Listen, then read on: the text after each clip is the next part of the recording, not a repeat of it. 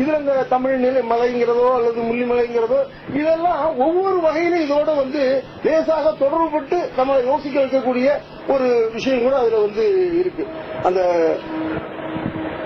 இதுல சொல்லுவாங்க, அந்த பெண்கள்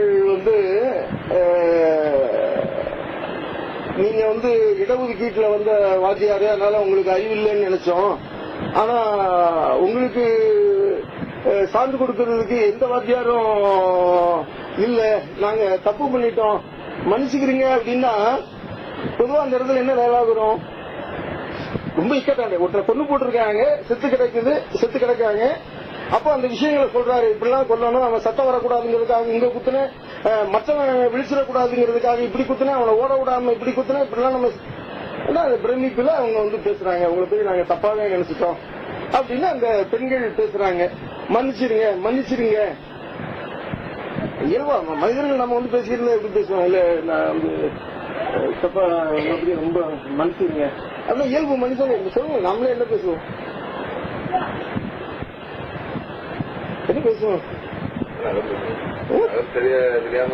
மன்னிச்சிருங்க, ஐயோ நான் உங்களை பத்தி அப்படி மன்னிச்சிருங்க அப்படின்னா என்ன பேசுவோம்? ஆமா சொல்றோம். அதுக்கு நீங்க என்ன சொல்லுவீங்க? நான் உங்கள்ட்ட கேட்டா பரவாயில்ல, இதுல என்னங்க நாம செய்ய வேண்டியது எவ்வளவு இருக்கு, சேர்த்து செய்வோம், இவ்வளவுதான் வர முடியும்.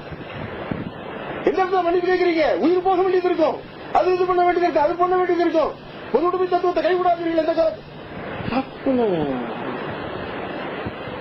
இது முழுக்க அறையிற மாதிரி வரும் கருத்துக்கள் எல்லாமே. ஒவ்வொரு இடங்கள்ல பார்த்தா உங்களுக்கு இது இப்படித்தான் வந்திருக்கணும்.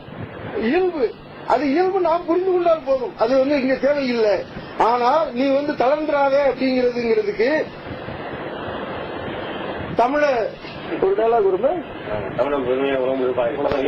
தமிழ உலகத்தை உலகம் முழுக்கும் பாராட்டிட்டு இருக்கு. நீங்க நிறுவீங்க, அதை சம்பந்தமே இல்லை. தமிழன் வீரத்தை உலகம் முழுக்க பாராட்டிக்கிட்டு இருக்கு அப்படின்னா இங்கதான் நினைக்க தோணுது, வேற எங்கேயுமே உங்களால நினைக்க தோண முடியாது. தமிழன் வீரத்தை உலகமே பாராட்டிக்கிட்டு இருக்கு, நீங்களும் நிறுவீங்க. என்ன சொல்ல வர்றாரு அந்த இடத்துல? நீங்களும் அவர்களை மாதிரி ஆகுங்க அப்படிங்கறத சொல்றாரா?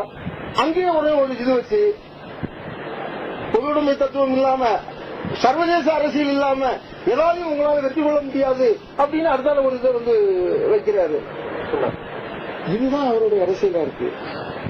நீங்க அங்க வகுப்பு சொல்றீங்களே, மார்க்சிய வகுப்பு எடுக்கிற இதுலயுமே அந்த பெண்கள் கார்ல் மார்க்ஸை பற்றியும் ஆடம் ஸ்மித்தை பற்றியும் எங்களிடம் எதுக்கு பேசிக் கொண்டிருக்கிறீர்கள் அப்படிங்கும் பொழுது, எங்களுக்கு என்சிசி சார், துப்பாக்கி இருந்தா போதும். அங்கேயும் ஒரு வசனம் வருது, வெறும் ஆயுதங்களையும் யுத்த தந்திரங்களையும் வைத்து வெற்றி கொள்ள முடியாது. அப்போ இது தொடர்பான ஒன்றும் அதன் மேலான ஏதோ ஒரு விமர்சனமும் அவருக்குள்ள இருக்கிறதா அங்கிருந்து வைக்கிறாரு. இந்த ஒரு அரசியல் இதை வைக்கிறாரு. அந்த இது நாங்க ஒரு நாடகம் போட்டோம் ரொம்ப முன்னாடி, கீழ்வெண்மணி இதை பற்றி 80களில் மதுரையில இருக்கும் பொழுது ஒரு நாடகம். அந்த நாடகம் முதல்ல இப்படித்தான் ஆரம்பிக்கும். பாரத 30 கோடி ஜனங்களின் சங்கம் முழுதற்கும் பொதுவுடைமை ஒப்பில்லாத சமுதாயம் உலகத்திற்கு ஒரு புதுமை, பாரத தேசம் என்று தோள் தட்டுவோம், எங்கள் பாரத தேசம் என்று தோள் தட்டுவோம் நாடகம் ஆரம்பிக்கும். கீழ்வெண்மொழியில் நடந்த அத்தனை அக்கிரமங்களும் அதுல காக்கப்படும். கடைசியில நீதிமன்றத்தில் நீதி விசாரணை நடைபெறும். நீதி விசாரணையில அந்த நீதிபதி சொல்வார், அதாவது உயர்ந்த குடியை சேர்ந்த அவர் இதுபோன்ற கீழ்த்தரமான காரியங்களை செய்ய மாட்டார் என்று கோர்ட் உறுதியாக நம்புகிறது. ஆகவே சந்தேகத்தின் பலனை குற்றம் சாட்டப்பட்டவருக்கு அளித்து அவரை நிரபராதி என விடுதலை செய்கிறேன் அப்படின்னு அது முடியும். இவன் வைத்திரியை வாங்கி அடிச்சுக்கிட்டு சத்தம் கேட்காது, அவ போவான். அப்ப திரும்ப அந்த பாட்டு வரும், பாரத தேசம் என்று தோள் கட்டுவோம், எங்கள் பாரத அப்படின்னு அந்த பாட்டு வரும்.